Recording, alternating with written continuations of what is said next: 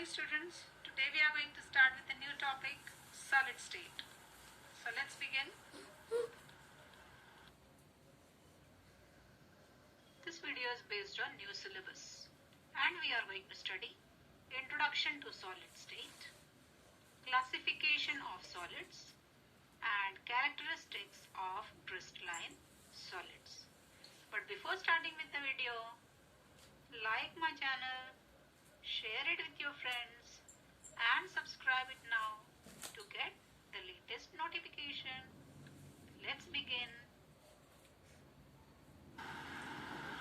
Let's begin with matter and characteristics of solids. Let's start. We have already studied regarding matter in case of 11th standard. If I ask you, how many states of matter do you know? I am 100% sure you will tell me solids, liquids and gases. Yes, they are solids,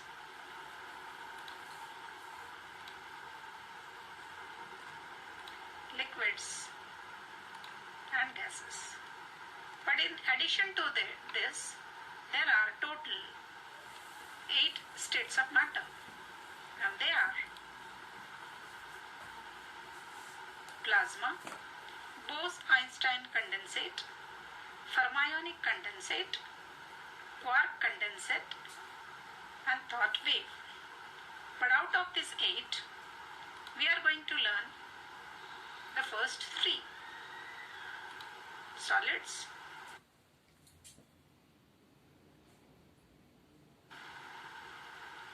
what are solids, liquids and gases?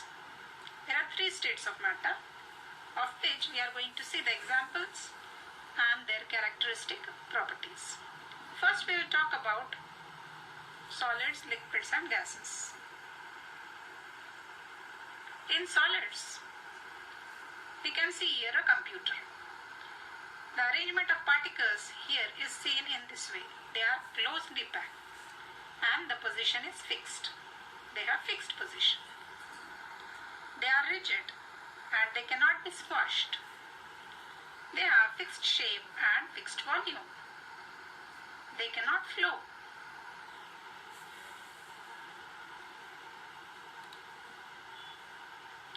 Let's talk about liquids. In case of liquids, the particles arranged are in this way, slightly away from each other. That means they are closely packed but not as much as solids. They can move and that's why they are not rigid as in case of solids. They cannot be squashed and no fixed shape is found. Fixed volume, but it takes the shape of the container. So no fixed shape, no fixed volume. Whereas the volume we find it takes the shape of the container. Liquids can flow.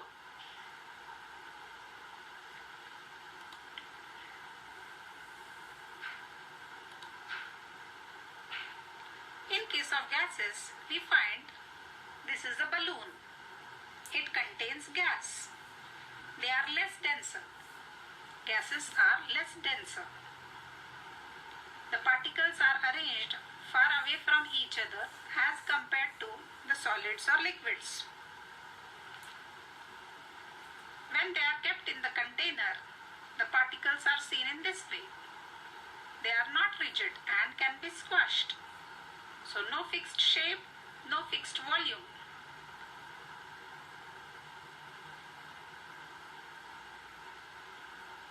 We can see here the difference between the 3 states of matter, solids, liquids and gases.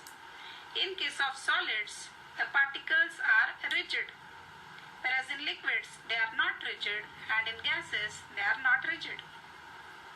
In solids, the shape is fixed, whereas in liquids and gases, the shape is not fixed. Volume in case of solids and liquids are fixed, whereas in case of gases, volume is not fixed. In solids, They cannot be squashed. In liquids, cannot be squashed, whereas gases can be squashed.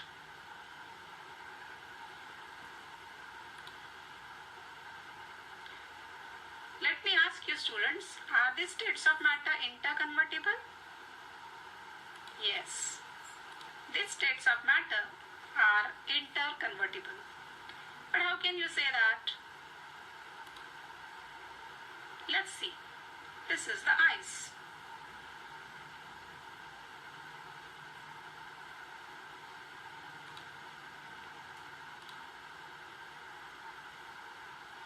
Ice can be converted to liquid by heating. Ice gets converted into water.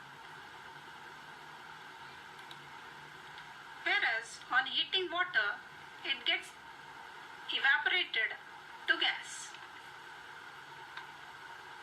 But gases, when condensed, gives you back water, that is liquid. And water, on cooling, gives you back the ice, which is solid.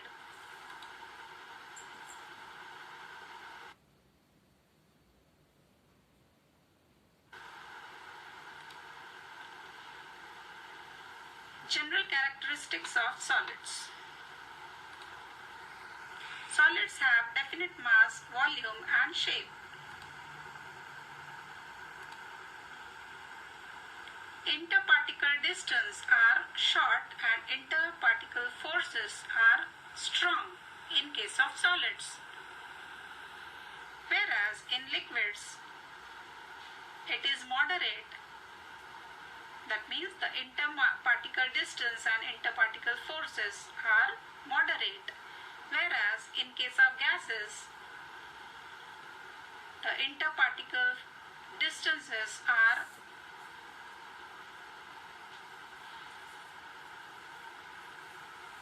you can find here, they are not short, they are long, and the interparticle forces are not strong.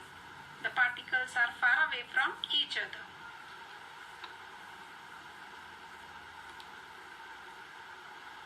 Their constituent particles.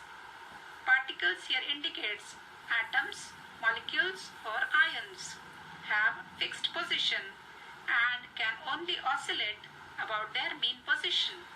So here we can see how they are oscillating. The particle arrangement is seen here in the picture, and their movement or oscillation can be seen about their mean position.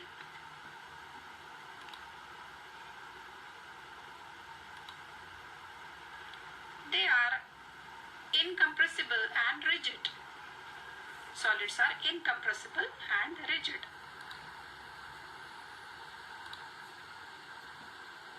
Let's see the packing arrangement in case of solids, liquids and gases.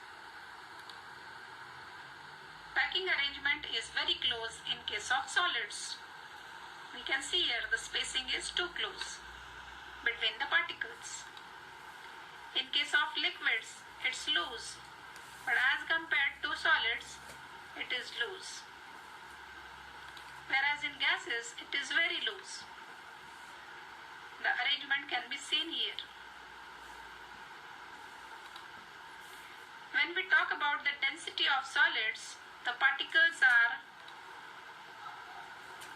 very closely arranged, so the density is high. Whereas it is moderate in case of liquids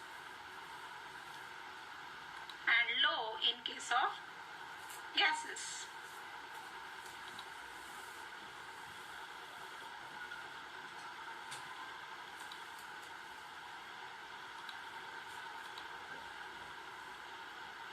Let's aggregate all the general characteristics of solids. They have definite mass, volume and shape.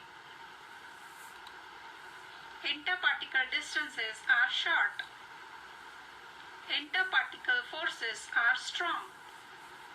Their constituent particles, may be atoms, molecules or ions, have fixed position and can only oscillate about their mean positions.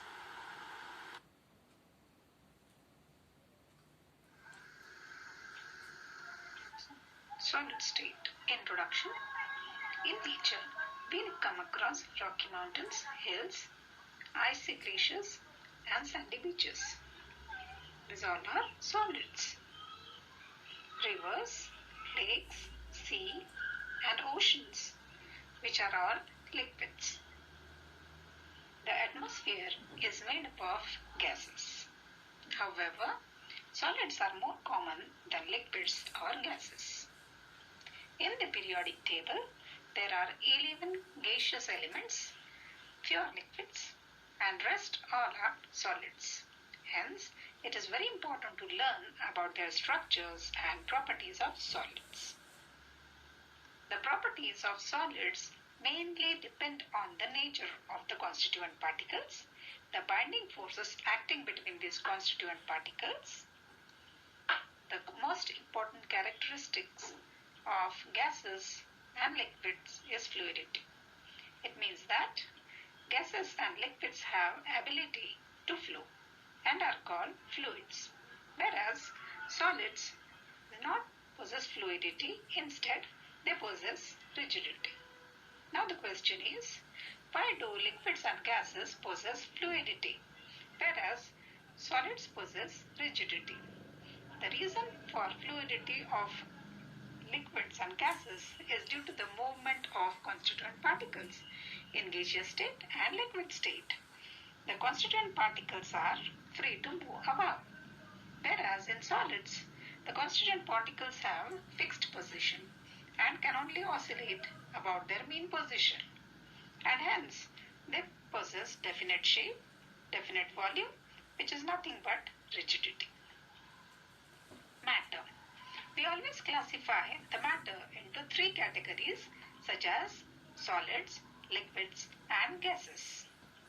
But whether a substance will exist as a solid or a liquid or a gas, that depends on the net effect of two main opposing factors. They are interparticle attractive forces and thermal energy. Now let us look into interparticle attractive forces.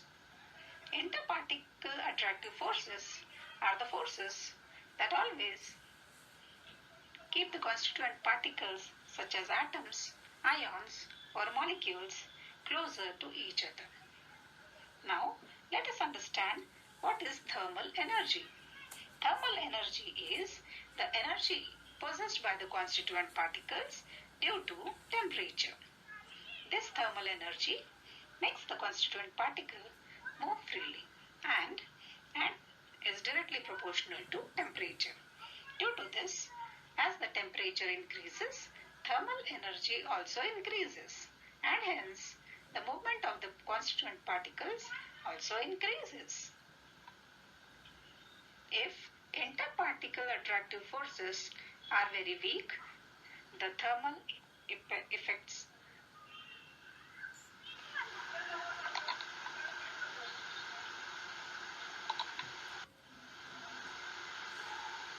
the thermal energy is high, then it is gaseous state.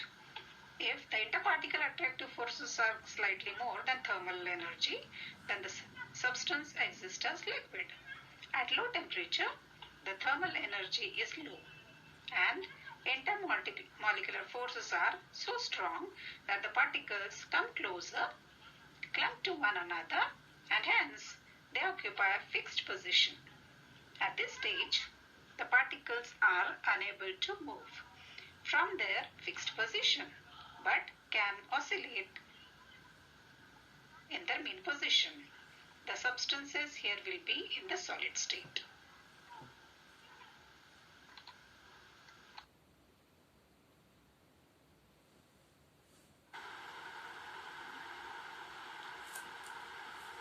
General characteristics of solids. Solids are of fixed composition, fixed mass, volume, shape, and density. Order of density. Solids have great order of density density, whereas liquids and gases do not. Exception here is density in ice is less than density in water. Here we can see the arrangement. In solids, intermolecular distance is short, hence solids are incompressible. Solids are hard and rigid.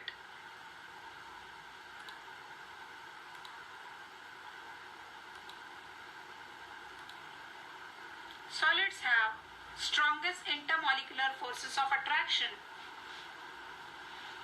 IMF, intermolecular forces of attraction. Solids with weak intermolecular forces of attraction have low melting point, whereas solids with strong intermolecular forces have high melting point. What about the position and the motion of particles? Let's understand it. Here it is. Fixed position of particles. It can be observed in the big picture over here. And the oscillatory motion of the particles, you can observe here how they are oscillating. They are oscillating about their mean position.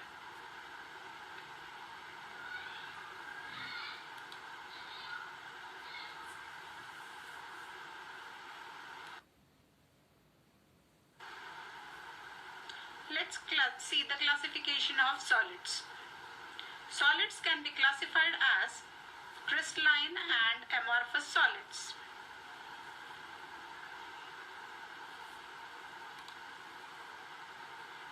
Here are the two-dimensional structures seen.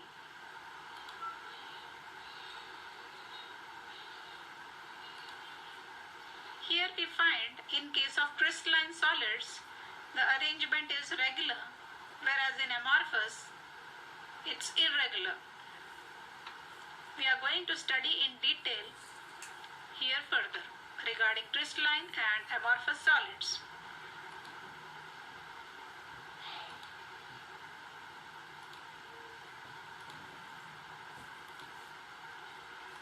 So solids are bifurcated into crystalline solids and amorphous solids. Now we are going to study crystalline solids in detail.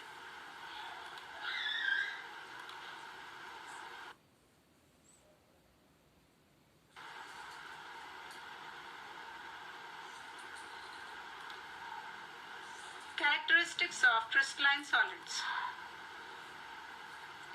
Example, common salt. Common salt is the example of crystalline solids. What is the formula of common salt? The formula of common salt is NaCl. Everybody knows that. Sodium chloride, that is NaCl. It has formula NaCl. How is Na positive and Cl negative ions arranged? So let's see to it how the arrangement is.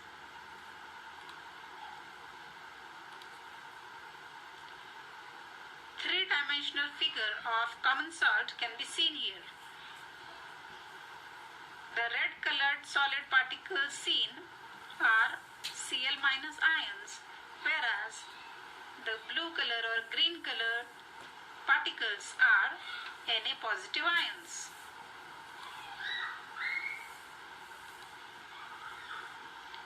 This can be seen here. The arrangement of particles of sodium and chloride ions is regular, it's uniform and homogeneous. Such homogeneous, uniform arrangement is been observed in crystalline solids.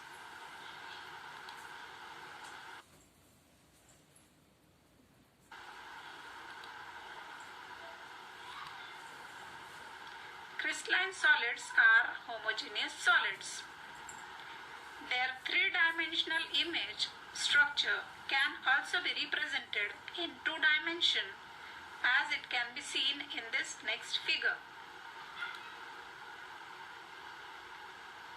Here is a sodium chloride crystal lattice.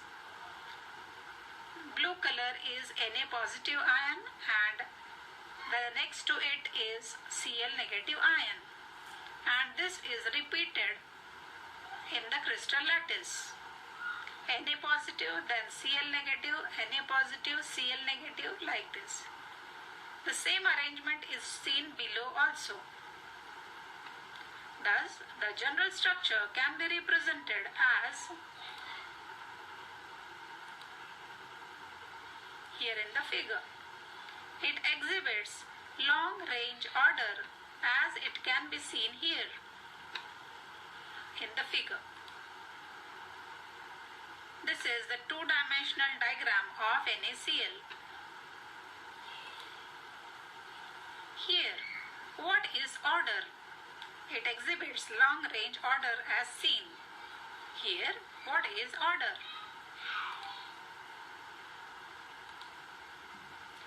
Order implies some sort of repeativity in the structure. As we can see here, Na positive, then Cl negative, then again Na is repeated, then Cl is repeated.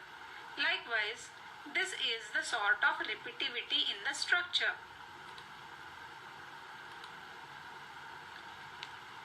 What we call is the periodicity. What is long range? Let's understand. Long range implies continuity as we can see here. That means the particles are continuously repeated towards a long range here, which can be seen in the structure.